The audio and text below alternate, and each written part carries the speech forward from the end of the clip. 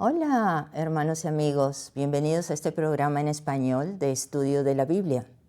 Mi nombre es Victoria Balceda y junto con mi esposo Luis pastoreamos el ministerio Glimmer of Light, que significa destello de luz. Es nuestro deseo y nuestra oración que esta palabra, esta enseñanza, traiga la luz y la verdad de la palabra de Dios a tu hogar y a tu vida. En el nombre de Jesús. Amén. El día de hoy tenemos el título ¿Qué Adán reina en tu vida? Vamos a hablar sobre el mismo principio de la creación. Cuando Dios crea los cielos y la tierra, crea el universo. Y nos dice en el capítulo 2 del Génesis que Jehová también puso un huerto. Un huerto es un jardín grande en donde hay muchos árboles frutales y cosas comestibles. Este huerto, en el Génesis 2, 8 y 9, nos habla que Dios lo crea dentro de lo que era el Edén. ¿Qué cosa significa Edén? Edén es una palabra que todos entendemos por el jardín del Edén, el jardín donde hubo abundancia para los primeros humanos, Adán y Eva. Edén significa delicia, es una palabra en hebreo y arameo que significa delicia. Quiere decir que cuando Dios creó las cosas y Él vio el Edén, vio una delicia a su vista, a su placer, a su corazón, y allí es donde inserta o separa un área que es el huerto, en donde va a colocar al hombre que formó. En este huerto había muchos árboles deliciosos a la vista y buenos para comernos, dice la palabra. Y el verso 9 nos dice que en medio de este huerto habían dos tipos de árboles. El árbol de la vida y otro árbol de la ciencia del bien y el mal. Aclaro que habían dos árboles porque para mucha gente no tienen el concepto que eran dos diferentes, piensan que es uno solo. No, son dos árboles. Uno es el de la vida y el otro es del conocimiento o la ciencia del bien y el mal. Dios le da a Adán un solo mandamiento cuando lo coloca en esa área, en ese huerto, y le dice, y esta es la primera ley de Dios en toda la historia humana. Y en Génesis 2, 16 y 17 nos dice lo que Dios les dice. De todo árbol del huerto podrás comer, mas del árbol de la ciencia del bien y del mal no comerás, porque el día que de él comieres, ciertamente morirás. ¿Qué les está diciendo? Que de toda la cantidad de frutos y árboles y cosas comestibles que habían allí, podían saciarse, podían coger en el momento que quisieran, excepto de uno de ellos. Y ese era del árbol del conocimiento del bien y del mal. Para muchos han representado el fruto de este árbol como una manzana. En realidad la Biblia no nos dice que es una manzana. Puede haber sido un higo, puede haber sido cualquier otro fruto. Nos dice sencillamente el fruto, este fruto prohibido por Dios, que no debían tocar el fruto de ese árbol. Sin embargo, ¿qué es lo que pasa? Cuando Dios crea al hombre, le da el libre albedrío. ¿Qué cosa es el libre albedrío? Es el poder obrar de acuerdo a su voluntad, es la libertad que tenemos para reflexionar y elegir o escoger. Entonces, al ponerlo al hombre en este huerto, con ese libre albedrío, ellos podían decidir cuál comer y cuál no comer, excepto siguiendo, por supuesto, en obediencia al mandamiento de Dios.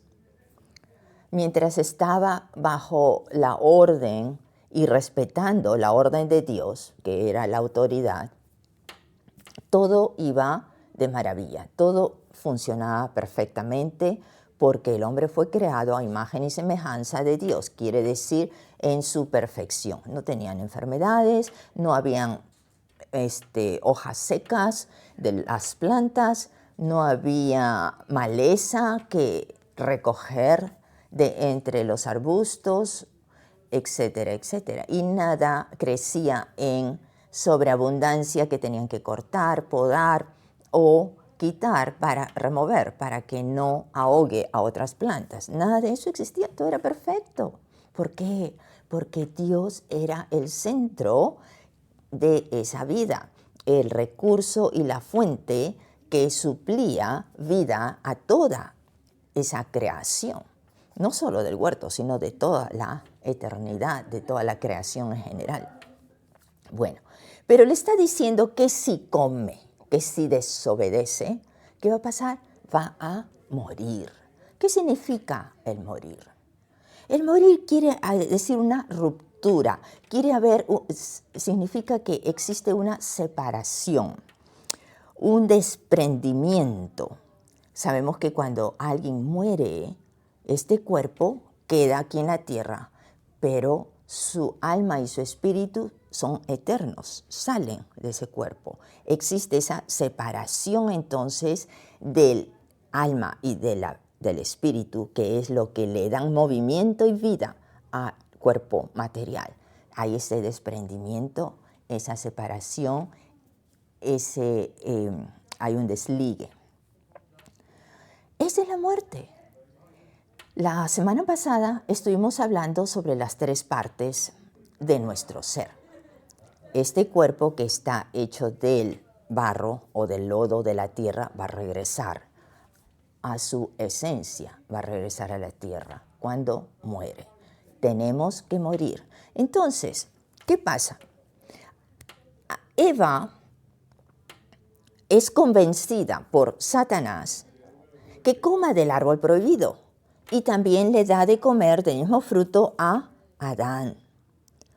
Pero por haber desobedecido la ley de Dios, ese acto de rebeldía contra su orden o voluntad, ¿qué pasó? Fueron separados, fueron echados del jardín, fueron alejados de la presencia de Dios. Ya no tenían esa comunicación, o ya no iban a tener más esa comunicación como habían tenido hasta ese momento.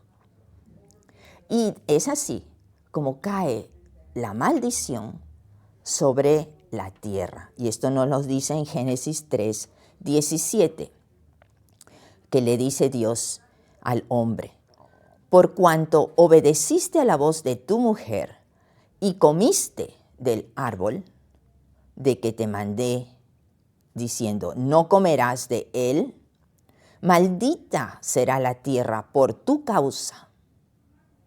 Maldita será la tierra por tu causa. ¿Qué es lo que pasa?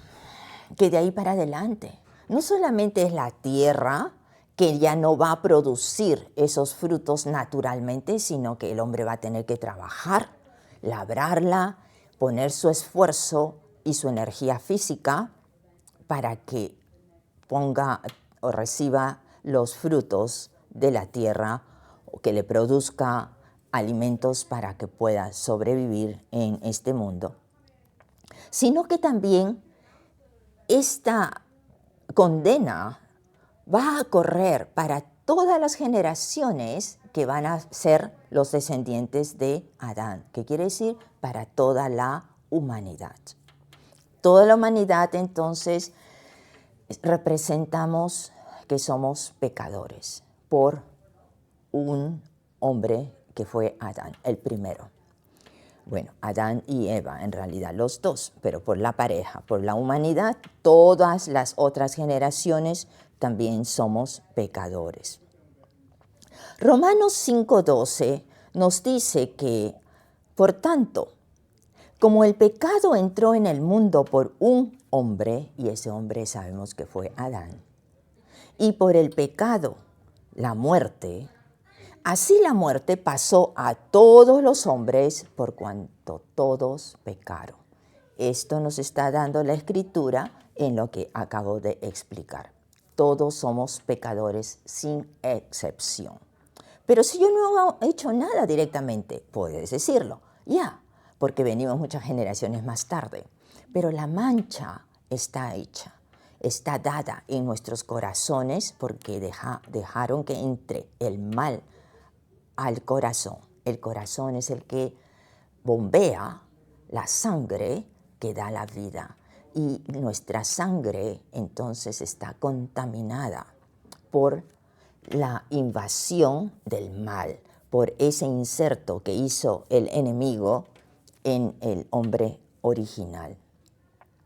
Así, todos, sin excepción, estamos condenados y todos tenemos que morir.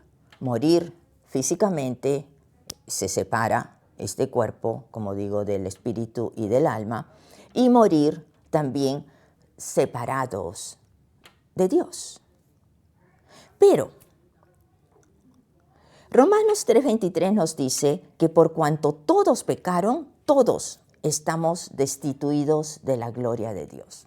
Quiere decir que ya no hay esa comunicación, ya no podemos ver su gloria, ya no tenemos esa comunicación directa como lo tenían Adán y Eva, que conversaban con Dios, lo veían y en todo momento del día estaban cerca uno del otro.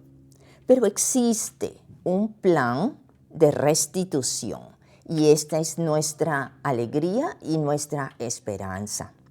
¿Qué pasa? Que Dios nos ofrece este plan de restitución a través de su Hijo Jesucristo. ¿Cómo? Juan 3:16 nos habla de que Dios, Juan 3:16 nos dice que Dios amó al mundo de tal manera que ha dado a su único Hijo para que todo aquel que crea en Él no se pierda, mas tenga vida eterna. Ese es el plan de salvación. Ese es el plan de la restitución del hombre a como fuimos creados originalmente en el jardín. Es el camino, el único camino que tenemos de esperanza para regresar a una vida eterna que fue el plan original de Dios junto a Él. No en sufrimiento ni en el infierno, sino en el cielo con Él. Y verso 17 nos dice, porque no envió Dios a su Hijo al mundo para condenar al mundo, sino para que el mundo sea salvo por Él. Amén. Jesús dice, yo he venido para que tengan vida y vida en abundancia. Él es la fuente de la vida. Él fue el que sopló a la hora que formó al primer hombre, le dio forma al barro y sopla en su nariz. Le sopla, le inserta vida. El espíritu de vida le inserta también la sangre que da la vida a este cuerpo terrenal. Sin embargo, Jesús, cuando viene a esta tierra, o Dios cuando viene a esta tierra y toma un cuerpo y su nombre es Jesús, ¿cuál fue el propósito que vino? Fue para morir en la cruz y tener ese sacrificio por el cual es que nos va a redimir. ¿Qué quiere decir? Nos va a comprar de regreso para Dios con su sangre derramada. Su sangre es importante y es poderosa. ¿Por qué es importante? Porque desde un principio Dios demandó de que tenían que haber sacrificios de sangre. La palabra nos dice que sin sangre no hay redención. La sangre de los animales de los cuales eran sacrificados eran solamente un perdón temporal. Era una cobertura, digamos, de los pecados del pueblo, pero temporalmente. Cada año tenía que entrar el sumo sacerdote al tabernáculo o al templo por a presentar la sangre de estos sacrificios.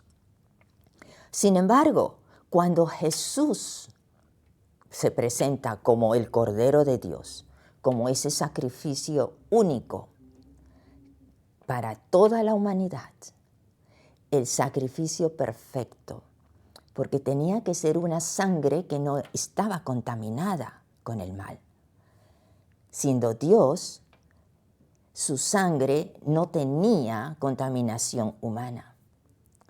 Jesús, no teniendo pecado en él, ni como hombre tampoco pecó, entonces por eso fue el sacrificio perfecto que Dios acepta cuando muere ese cuerpo terrenal en la cruz. Y Dios acepta ese sacrificio para poder libertar a toda la humanidad a través de él. Por eso, cuando Jesucristo, en forma humana, es presentado como Hijo de Dios, se le conoce como Hijo de Hombre, pero también es el Hijo de Dios en su forma divina, porque es el mismo Dios. Hablamos también en otra clase sobre el Dios Trino, Dios Padre, Dios Hijo y Dios Espíritu Santo. No es que uno sea más que otro, cada uno tiene diferente función, se le da diferente nombre, pero todo es un solo Dios, porque cada uno tiene su función, como digo, o su representación. Jesús fue Dios que tomó el cuerpo humano y vino a presentar su ministerio terrenal por 3 años y medio para dar a conocer y a recordar las cosas que Dios había hablado en el Antiguo Testamento. Pero Él nos ofrece esta esperanza del camino de regreso a Dios Padre a través de Él solamente. En 1 Corintios 15:45 nos habla de un primer hombre, que ese fue Adán, el primer humano, el primer hombre, su nombre fue Adán. Y nos dice que el primer hombre, Adán, fue hecho alma viviente, porque le puso un alma y un espíritu. Pero el último Adán, o sea, el último hombre humano, es espíritu que da vida. Es el Adán espiritual que viene a ser Jesucristo y por quien tenemos redención. El libro de Romanos 6, del 4 al 11, nos habla sobre el efecto y lo que significa la cruz. Ese sacrificio de Jesucristo en la cruz nos libra de pecado. Cuando muere Jesús en la cruz, permite que luego de su ascensión, que venga el Espíritu Santo. ¿Quién es el Espíritu Santo? Es Dios en espíritu que va a morar en el corazón de cada creyente. ¿Cuál es el don o el efecto para qué viene el Espíritu Santo a nosotros? Primero nos dice que nos va a dar el poder de decir no al pecado, porque en la cruz, con la muerte, Jesucristo y con su sangre y resurrección, ya venció a la muerte, nos dice la Escritura. ¿Qué quiere decir? Que tenemos ahora autoridad sobre el enemigo, que era el que dominaba y es el que nos ocasionó la muerte, esa separación. Pero ahora en Jesucristo tenemos vida. Él nos dijo, vengo para darles vida y vida en abundancia. Entonces, cuando nosotros recibimos a Jesucristo, lo reconocemos que fue a la cruz por nuestro pecado y es el Salvador nuestro, de nuestra vida en la eternidad. La promesa de vivir con Dios para siempre nos abre ese camino con Él y por Él, por su sacrificio. El Espíritu Santo va a venir a morar en nosotros para guiarnos, para dirigirnos, para enseñarnos sobre lo que Dios quiere en nuestras vidas, para abrir nuestro entendimiento cuando leemos la palabra, para poder comunicarnos con Dios Padre. Cuando no sabemos cómo orar, el Espíritu Santo nos va a poner las palabras, nos va a indicar cómo hacer y qué decir, porque Él conoce cada necesidad de cada uno. Y nosotros cuando oramos, ese es el medio de comunicación con Dios. Pero también nos va a dar ese poder, esa autoridad de poder rechazar todas las cosas que no honran a Dios, porque es Él que tiene control de nuestras vidas. Si tú no le das ese control, entonces el Espíritu no tiene ese campo de acción. Si no puede actuar, no vas a poder tener una vida victoriosa, una vida en donde puedas decir no al pecado y sí a las cosas de Dios. Todo depende de ti y de mí. Ese es el libre albedrío, que aún como creyentes tenemos todavía que tomar decisiones, si queremos o no ser dirigidos por el Espíritu Santo. Escojamos ser espirituales y no carnales. ¿Qué es lo que quiere decir? Ser guiados por el Espíritu Santo. No seamos atraídos por las cosas del mundo, porque el mundo tiene su propio sistema, su propio patrón. Y no porque la mayoría hace esto, aun cuando la palabra de Dios nos dice que va en contra, que no está bien, nosotros vamos a hacerlo. Nosotros tenemos que ser guiados por el Espíritu Santo, nos dice. Si somos guiados, el Espíritu nos va a decir, esto es lo correcto y esto no es correcto.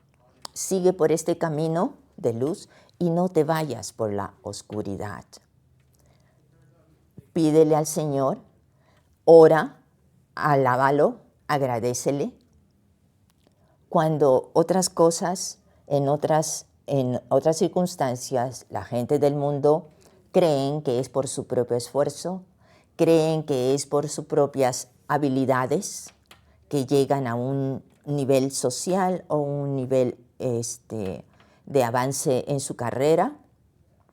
Recordemos que todos, absolutamente todos, cuando nacemos, Dios pone en nosotros talentos, pone dones, pone en nuestro espíritu detalles que nos hace diferente uno del otro.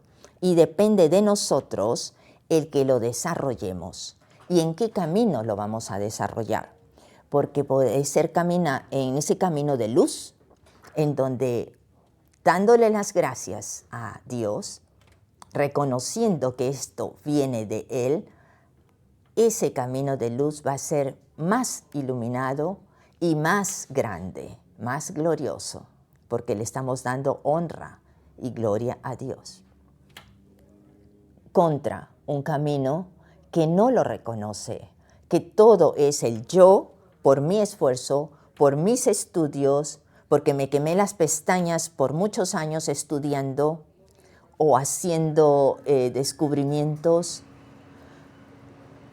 muchas horas trabajando en un proyecto, tengo el carácter, tengo el coraje y sé, eso es lo que me ayuda a seguir adelante. Estás poniéndote tú, pero piensa, ¿quién da las oportunidades? ¿Quién te dio esas habilidades? ¿Quién creó tu entendimiento y tus ojos? Y todo tú, la palabra nos dice que desde el vientre de nuestra madre somos tejidos por la mano de Dios. Él une célula por célula y las va tejiendo en este tejido adiposo, en este tejido de nuestro cuerpo terrenal, y nos conoce y nos ve en el vientre de nuestra madre, cuando aún somos feto, cuando aún no hemos nacido. Vemos y encontramos ojo contra ojo, lo vemos cara a cara. Gloria a Dios, qué hermoso, ¿verdad? Entonces, el Espíritu Santo nos va a dar el poder de decir no a las cosas que no agradan a Dios. Dios nos ha dado esa libertad para vivir una vida llena con Él. Demos gloria y honra a Dios con nuestras vidas y que el pecado no reine en ti. Te pregunto, ¿qué Adán reina en ti? ¿El primero? ¿El antiguo del Antiguo Testamento? ¿El viejo Adán? ¿O el nuevo Adán? El último Adán, el que nos da la libertad a través de su sacrificio en la cruz, el que nos trae a Dios Padre y nos presenta sin pecado. Permite que Cristo, el último Adán, entre en ti y tome control de tu vida como Rey. Aleluya. Gloria a Dios. Espero que hayas disfrutado de esta lección. Muchas bendiciones y hasta la próxima.